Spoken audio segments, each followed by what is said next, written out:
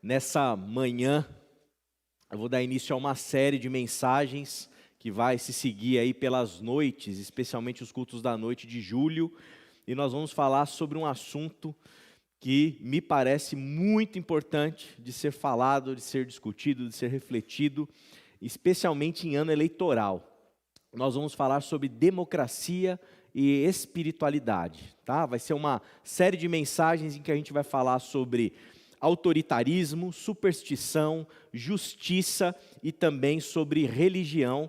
E eu creio, em nome de Jesus, que o Espírito vai falar profundamente às nossas almas e que a gente vai ser tocado por Ele com discernimento, com sabedoria do alto, em nome de Jesus. E para essa manhã eu quero te convidar a meditar comigo em Marcos, capítulo 12, verso 13 a 17, para darmos o pontapé inicial nessa série. E hoje a gente vai falar sobre democracia e autoritarismo. Marcos, capítulo 12, 13 a 17. 13 a 17. Dentro do contexto aqui, se você voltar um capítulo, você vai ver que Jesus está em Jerusalém, está passando pelo templo, e ali tem os líderes religiosos, ali tem os chefes dos sacerdotes. Essa informação é muito importante, isso está no capítulo anterior. E o que acontece é que mais tarde, começa o texto dizendo aqui no 12, 13, enviaram a Jesus. Quem enviou a Jesus? Os chefes dos sacerdotes, certo? A cúpula religiosa que comandava o templo em Jerusalém, mandou uma comitiva especialíssima ali para Jesus, né? Para tentar pegar Jesus. Vamos ler então a partir daqui. Mais tarde, enviaram a Jesus alguns dos fariseus e dos herodianos para apanharem em alguma coisa que ele dissesse. Estes se aproximaram dele e disseram: Mestre, sabemos que és íntegro e que não te deixas influenciar por ninguém. Por que não te prendes à aparência dos homens, mas ensinas o caminho de Deus conforme a verdade? É certo pagar imposto a César ou não? Devemos pagar ou não? Jesus, porém, conhecendo a hipocrisia deles, perguntou: por que vocês estão me pondo à prova? Tragam-me um denário para que eu o veja. Eles lhe trouxeram a moeda e ele lhes perguntou: de quem é esta imagem e esta inscrição? De César, o imperador romano. Responderam. Então Jesus lhes disse: deem a César o que é de César e a Deus o que é de Deus. E ficaram admirados com ele. Vamos orar mais uma vez? Senhor, Pai amado, obrigado pela alegria que nós temos de ter esse texto em nossas mãos. Obrigado porque de um jeito misterioso, Teu Espírito permitiu que nós tivéssemos esse fragmento do Evangelho de Marcos aqui para nós meditarmos e podermos ouvir a Tua voz, a Tua palavra. Mas a gente sabe que não basta a letra, nós precisamos do Teu Espírito para nos vivificar. E a gente te pede, nos ilumine nessa manhã, para a gente discernir o Teu Evangelho, discernir aquilo que o Senhor tem a falar a cada um de nós aqui nessa manhã. Eu peço por mim, por cada irmão que está aqui reunido, aqueles que estão nos assistindo, em nome de Jesus. Amém, amém, amém. Irmão, irmã, nós, ou muitos de nós, acreditamos facilmente que a solução para todos os nossos problemas passa por uma liderança forte, por uma liderança que detenha todo o poder e possa executar as mudanças para fazer a vida, o mundo, as coisas ficarem melhor. Esse tipo de raciocínio, ele é muito comum ele é muito recorrente. E talvez, de alguma maneira, isso também nos atraia, nos encante. A ideia de que um líder sozinho, uma pessoa poderosa, uma pessoa com poder absoluto, uma pessoa com carisma, vai ser capaz de resolver todos os problemas do nosso país, por exemplo, quando a gente pensa no espectro político. A gente acha facilmente que uma pessoa todo-poderosa, uma pessoa todo-poderosa, será capaz de resolver os problemas e de dar conta de promover uma religião boa. Até mesmo em casa, a gente flerta com esse tipo de raciocínio. A ideia de que o homem, o chefe de casa, né, vai bater na mesa e vai dizer quem manda aqui sou eu. E essa figura autoritária vai fazer com que a família seja conduzida para um lugar bom, porque é forte, porque transmite esse aspecto, né, de poder. Na empresa, isso acontece recorrentemente, quem trabalha no meio corporativo.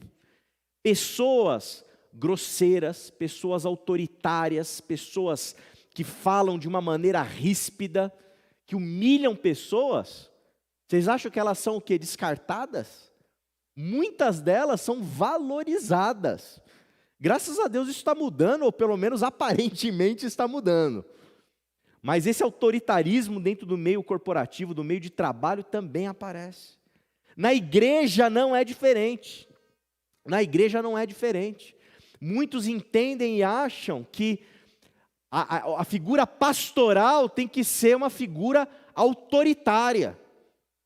Muitos pastores vestem justamente esse chapéu do autoritarismo. E não é uma coisa da maldade só do pastor. O povo às vezes quer e espera que o líder seja autoritário. Que o líder coloque um cabresto nas pessoas para conduzir para onde ele quiser. Então isso acontece, e a Bíblia, gente, a Bíblia denuncia esse tipo de problema, denuncia esse tipo de lógica, esse tipo de desejo por um líder desse há milhares de anos. E eu queria fazer uma confissão para os irmãos aqui, né? Esses dias aí a minha mãe estava conversando com o Rafael, falando assim, nossa, você toca clarinete, no meu funeral eu queria que você tocasse esse hino. Falou para ele. A minha mãe ela tem essas coisas de falar de morte, assim. Eu falo, meu Deus, mãe, para de falar disso. Mas eu vou falar de morte, da minha morte aqui. O dia que eu morrer, eu gostaria de, se tiver uma lápide ali, alguma coisinha para escrever umas palavras, eu gostaria que tivessem 2 palavras identificadas comigo, ou pelo menos as pessoas identificassem essas 2 palavras comigo. Um democrata e um humanista. Eu gostaria de ser reconhecido assim. Democrata, porque eu acho que o espírito democrático é algo importantíssimo para a nossa vivência, para o nosso bem-estar, e conectado a isso, um espírito humanista. Humanista no sentido, até mesmo cristão, de que a imagem de Deus, ela está impressa em todo ser humano. Portanto, eu espero desenvolver uma vida que contribua para o bem do ser humano. Eu ficaria feliz se eu fosse identificado com isso, com essas ideias, com a preocupação das pessoas terem igualdade entre elas, os direitos humanos preservados, garantidos, a liberdade absoluta de consciência de cada indivíduo, a tolerância religiosa, a participação democrática no mundo político, e cada um tivesse direito a votar, a participar, a colocar suas ideias, a debater, etc. e tal. E talvez você fale assim, puxa pastor, mas o que isso tem a ver com o Evangelho? O Evangelho para mim, obviamente, é muito mais importante do que democracia e humanismo, mas o Evangelho me impele e me leva para esse tipo de lógica. Eu creio que o Evangelho de Jesus nos ensina e nos conduz a esse tipo de raciocínio no qual a gente se preocupa com um jeito de se viver a vida, um tipo de civilização onde um espírito democrático prevaleça e onde um espírito humanista de preocupação com os humanos, de maneira ampla e restrita, ela se coloque. E eu penso, eu acredito que a democracia importa. E a democracia importa porque ela está vinculada, inclusive, à nossa própria tradição batista. Não tem como a gente ser batista e não ser democrático. Vocês sabem que a gente faz assembleia aqui, né? Como igreja. Da onde vem essa ideia? De valores democráticos. E eu gostaria, portanto, de ser reconhecido assim. E, irmãos, é a democracia. É a democracia, não que ela seja perfeita. Não que ela seja a última bolachinha do pacote das opções políticas. Mas ela é, como disse Winston Churchill, ela é o melhor que nós temos. O melhor que nós temos para fazer o quê? Para conter todo o ímpeto e desejo autoritário. Todo o ímpeto e desejo autoritário. A gente precisa, irmãos e irmãs, vencer toda espécie de desejo e de fetiche pelo autoritarismo. A gente precisa superar isso, a gente precisa vencer isso. Porque tem algo em nós, em cada humano, que deseja, que grita para que as suas ideias sejam colocadas. Tem algo em nós humanos que deseja que nós tenhamos a última palavra. Tem algo em nós humanos que deseja, que grita, que quer que as nossas vontades sejam postas goela abaixo de todo mundo. E é justamente pelo fato que a gente reconhece que tem esse negócio dentro da gente, é que a gente precisa de democracia, para a gente conter esse desejo desenfreado. Porque se a gente ceder ao autoritarismo, a gente vai se dar mal, gente. Porque hoje pode ter um líder autoritário lá com ideias que a gente gosta. Mas e amanhã, quando o líder que estiver lá tiver ideias que a gente não gosta? Sabe o que vai acontecer? A gente está frito. A gente vai ser silenciado. A gente vai ser preso. A gente pode até ser morto. Por querermos defender uma ideia diferente daquela que o líder está colocando lá. Então, irmãos e irmãs, a história nos mostra, sempre tivemos reis maus por aí, né? Na época da monarquia, inclusive de Israel. Sempre tivemos por aí líderes perversos. Sempre tivemos por aí gente perigosa. E quando a gente abre mão da democracia e sucumbe a um espírito autoritário, a gente pode estar colocando tudo a perder, porque a gente está dando poder absoluto a uma única pessoa, seja na política, seja na igreja, seja na nossa casa. Isso é um mal. Jesus, nesse texto que nós lemos, ele nos dá uma lição fundamental para a gente refletir sobre democracia e espiritualidade, e em especial sobre autoritarismo. E eu já trago aqui de antemão para você a síntese daquilo que Jesus está falando. Jesus está dizendo para a gente o seguinte: nenhum poder humano é absoluto. Nenhum poder humano é absoluto. E ele diz isso nos mostrando nesse texto, em primeiro lugar, que todo autoritarismo produz bajuladores. No texto que nós lemos, nós vemos que os chefes dos sacerdotes enviam para conversar com Jesus fariseus e herodianos.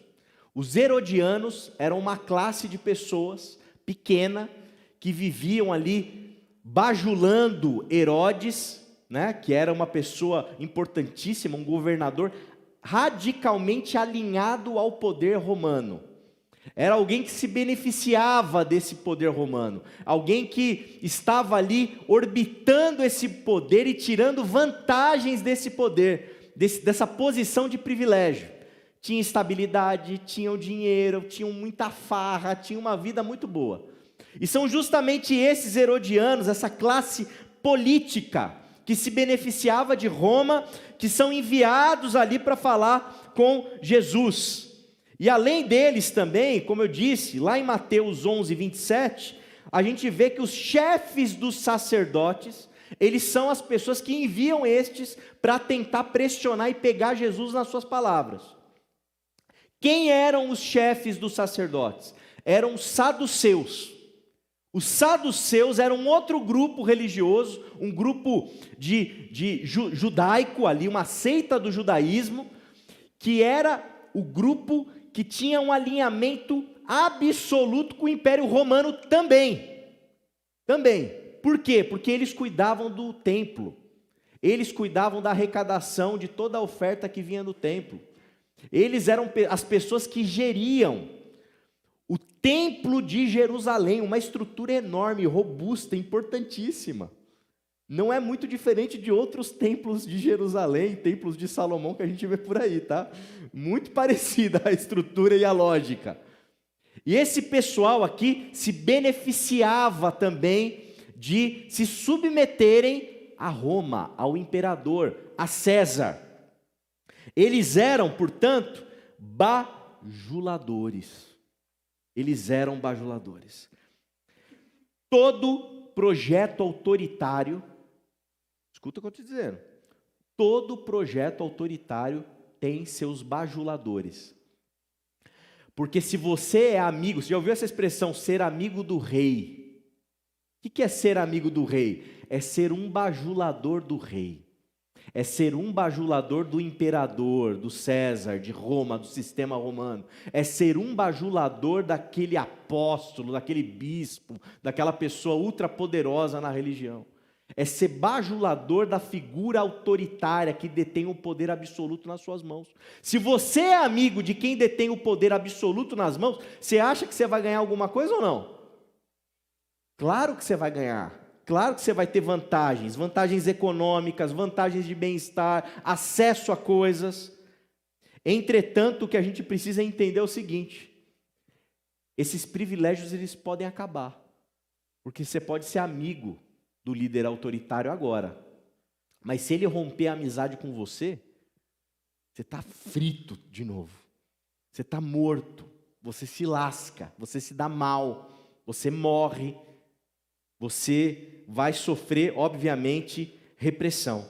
E o mais triste dessa história, o que pode acontecer, é que existem pessoas que são bajuladores do líder autoritário, presta atenção nisso, ó. Gente que bajula o líder autoritário e sequer se beneficia daquilo que o líder tem para oferecer. Isso também é possível. A pessoa cai no engodo do líder, cai no engodo do carisma, cai no engodo daquela figura mítica, e ela defende aquele líder de maneira acrítica, de maneira irrestrita, de uma maneira impensada, não ganha nada com isso, não ganha absolutamente nada com isso, e o líder está se lixando para a pessoa, porque ele está preocupado somente com o quê? Em garantir o seu poder. Isso é o que eu chamaria de bucha de canhão. Bucha de canhão, a pessoa é só a bucha do canhão do líder religioso. Então, esse é o primeiro dado que eu queria comentar aqui do texto que nós lemos. Todo autoritarismo possui e precisa de bajuladores. Então fica aqui uma lição para a gente perceber, para a gente entender aquilo que Jesus está nos dizendo aqui nesse texto do Evangelho. Em segundo lugar, o que chama a atenção nesse texto é que Jesus, ele não se impressiona com poder. Embora esses fariseus e esses herodianos, eles fossem pessoas hipócritas, e quando eles fazem aqueles elogios a Jesus, a gente sabe que é da boca para fora, que eles estão querendo só armar uma pegadinha para pegar Jesus. Eles dizem para Jesus, ou sobre Jesus, algo muito correto, muito adequado. Jesus não se deixa influenciar por ninguém. Jesus não se deixa influenciar por ninguém. Jesus, ele não se ilude com poder, gente. Jesus, ele não se curva diante do imperador romano. Jesus, ele não se curva diante de Anás e Caifás, os líderes religiosos do tempo.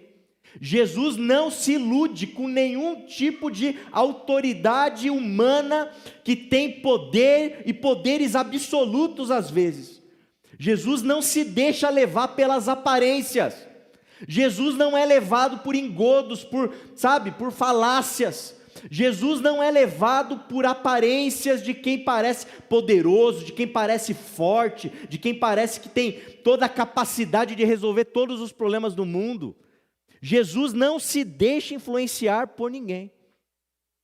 Eu me lembro de uma amiga, uma pessoa querida, que em um dado momento até mesmo se envolveu no mundo político, está envolvida no mundo político, e uma vez muitas vezes eu ouvi a respeito dela a seguinte fala: é uma pessoa fraca, transmite fraqueza, não parece forte no debate, não se coloca, com aquela postura de quem está se credenciando para o debate público, para concorrer a um cargo X, Y, Z.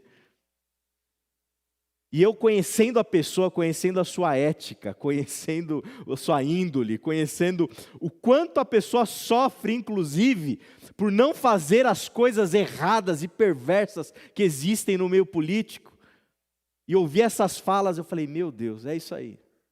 O povo, infelizmente, gosta do quê? Gosta da aparência. Não importa muito o conteúdo, o importante é o jeito de falar. Para vencer um debate hoje, você tem que ter uma estética, você tem que ter um jeito, você tem que ter uma forma, você tem que ter uma postura. E assim, pouco importa o que está acontecendo dentro do coração, pouco importa o que está acontecendo do ponto de vista ético, pouco importa aquilo que ninguém vê. O que pesa, infelizmente, é a aparência. Esse foi o pecado relatado na Bíblia sobre Israel. Israel queria um rei, lembram? Quando Saul é escolhido como rei, o povo queria um rei como os outros reis dos outros povos. E quem era o Saul? Era o bonitão, era o grandão, era o fortão, era o cara que tinha pinta de rei. E a gente vai ver na história, que no final das contas, Deus unge a quem? Davi, que é o coitadinho que nem o pai achava que ele tinha cara de rei. Mas o povo queria o quê? Um rei como os outros povos. Nós não podemos olhar à distância e falar assim, esse pessoal de Israel tudo pecador, né? A gente não faz a mesma coisa. A gente não escolhe líderes pela aparência, pela forma, pela maneira que se expressa, pela maneira que fala. Irmão, irmã, quando a gente vai passar a ser fiel a Jesus? Quando nós vamos passar a nos comportarmos de um modo alinhado a Jesus de Nazaré, aquele que não se importa com aparência? Irmão, irmã, para de se deixar influenciar pelas aparências. Pare de se deixar levar por aquilo que é exterior. Quando nós vamos lembrar que o nosso mestre, aquele que nós temos como Senhor da nossa vida, aquele ao qual nós rememoramos nessa ceia memorial, ele foi um mestre que morreu na cruz do Calvário, no lugar de maldito, sozinho, para não dizer que estava sozinho, tinha algumas mulheres ali, e de todos os seus discípulos tinha o João. O nosso mestre, o nosso Senhor, é alguém crucificado. É alguém que entendeu que flertar com o poder, querer estar nesse lugar, isso era a tentação do diabo. Esse é o nosso mestre. Quando, meus irmãos, nós vamos nos lembrar que o conteúdo é melhor do que bravata, do que oratória boa. Quando a gente vai começar a entender que o líder bom não é aquele que tem uma estética boa, é aquele que tem um coração no lugar certo. Quando, meus irmãos, nós vamos começar a lembrar que o ser de uma pessoa é melhor do que o ter. Porque quando a gente tem coisas, a aparência muda, né? A roupa muda, o carro muda, né? O lugar onde mora muda, a postura muda, tudo muda. Quando a gente vai assumir de maneira definitiva e cabal que o importante é o que a gente é interiormente, que isso tem mais valor do que todas as aparências. Jesus está nos ensinando isso aqui. Por fim, o apontamento que eu faço nesse texto é o seguinte, que Jesus, ele relativiza toda a autoridade de César. Jesus, ele relativiza a autoridade do imperador romano. Diante da hipocrisia desses que se aproximam para tentar pegar Jesus, ele faz essa fala que nós lemos de uma maneira genial, certamente inspirado ali pelo Espírito, e nos dá essa pérola dos evangelhos para nos ajudar a pensar a vida. O que ele diz? O que está aqui na moeda? César? Então dá a César o que é de César e dá a Deus o que é de Deus. O que Jesus está dizendo aqui? O que Jesus está fazendo aqui? Jesus está dizendo o seguinte: César, o imperador romano, César, esse que detém poder absoluto, ele não é Deus. Ele não é Deus. Dá a moedinha para ele e dá a Deus o que é de Deus. Não há dúvida de que quando Jesus faz isso, esse é um dos elementos que o leva a ser morto por Roma. Porque ele está confrontando a autoridade religiosa. Ele está confrontando o poder absoluto de César, do imperador. Ele está confrontando e relativizando esse poder. Ele está se colocando numa situação perigosíssima, que vai o conduzir à cruz do Calvário, chancelado ali por Roma. Nenhum humano tem toda a autoridade. Nenhum líder político tem toda a autoridade. Nenhum humano é Deus. César, o imperador romano, um político nos nossos dias, um pastor numa igreja, um líder de alguma coisa na comunidade de fé, até mesmo uma pessoa, um pai de família, uma mãe dentro do lar, tem autoridade. Tem autoridade. Tem algo de poder nas mãos para exercer essa autoridade. Mas o que Jesus está nos dizendo é o seguinte: nenhum ser humano pode ter ou tem autoridade, poder absolutos. Somente Deus. Somente Deus. Qual a imagem que está na moeda? É a imagem do imperador romano. Então Jesus diz: pega essa moeda e devolve, entrega o seu imposto para César, entrega seu imposto para o imperador. A pergunta que a gente tem que fazer é a seguinte agora: onde está a imagem de Deus? Onde está a imagem de Deus? A imagem de Deus está em nós. Cada ser humano é imagem e semelhança de Deus, meus irmãos. E quando a gente entende isso, a gente passa a compreender que um líder, seja ele de qual natureza for,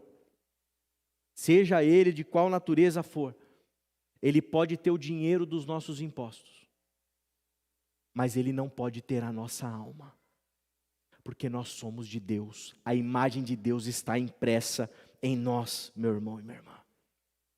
A imagem de Deus está impressa em nós.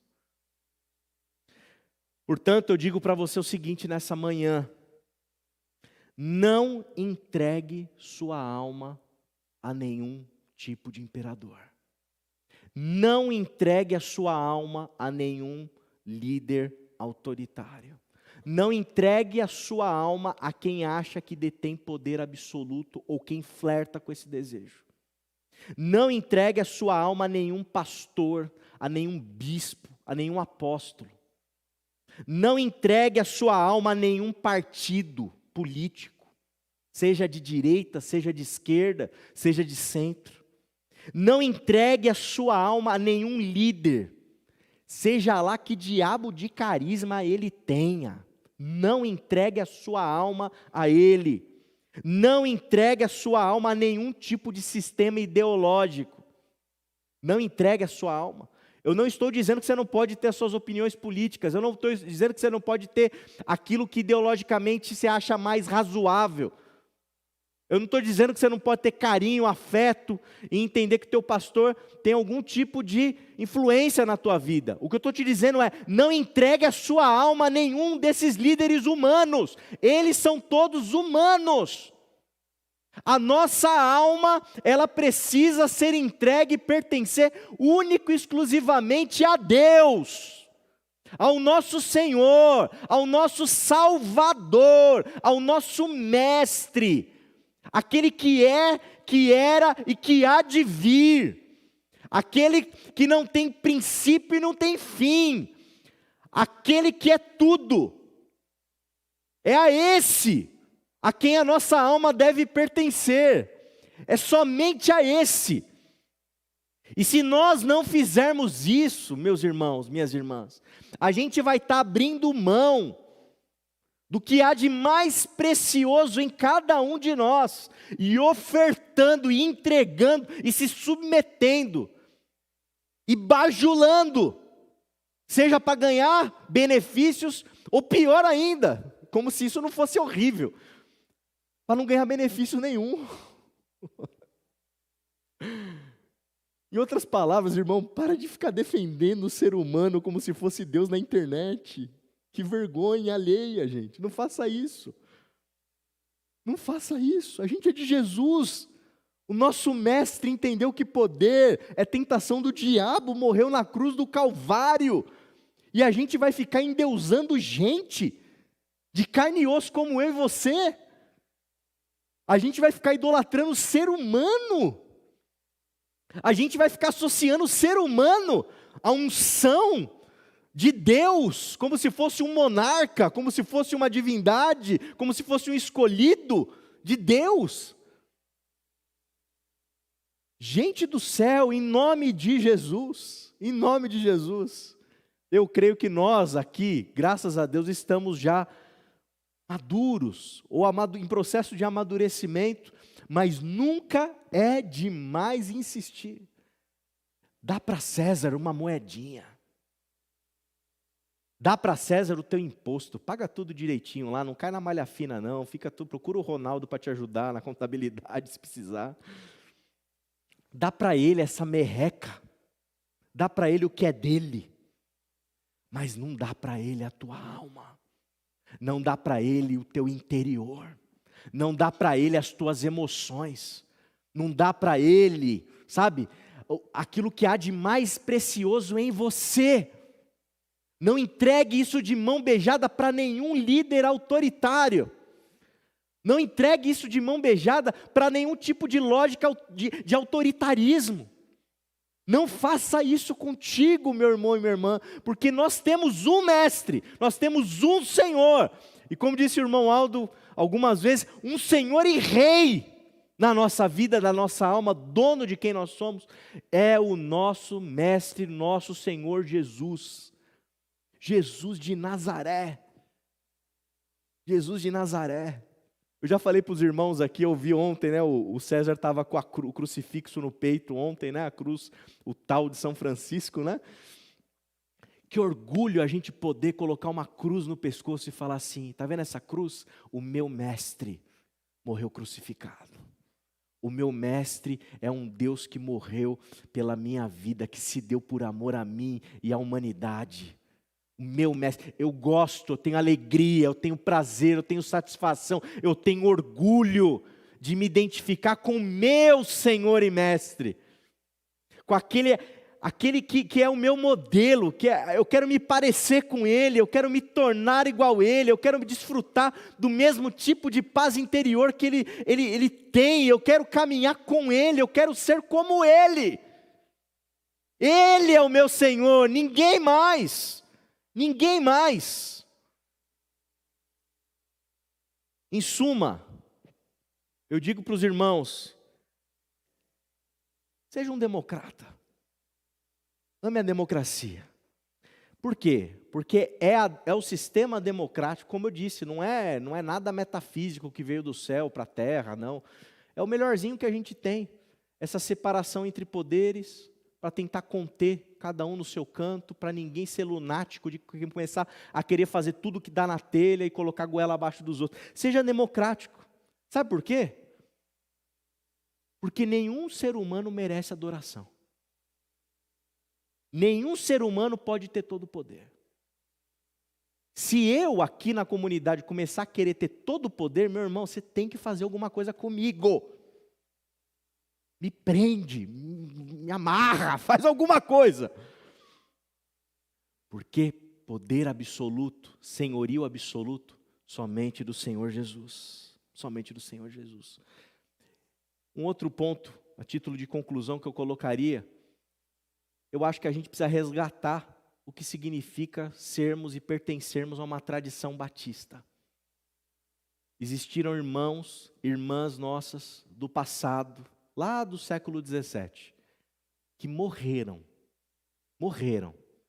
porque o Estado queria forçar a barra deles terem a religião que o Estado determinava. E esses nossos irmãos e irmãs resistiram, defendendo a liberdade de consciência absoluta, defendendo a separação entre igreja e Estado, defendendo os nossos valores democráticos. Então, sinceramente, eu não sou, vocês sabem que eu não sou, eu estava falando até com o irmão Marcos ali, né? Eu não sou a pessoa, né? Batista, vamos, né? Não é isso. Mas existe na nossa tradição algo tão rico, tão bonito, tão pertinente, tão necessário. Eu acho que a gente tem que se orgulhar disso. E quando a gente falar que a gente é de uma igreja batista, a gente tem que entender o que a gente está falando. Tá? A gente não é de igreja batista porque canta hino. A gente não é de igreja batista porque a liturgia é de um jeito A, B ou C.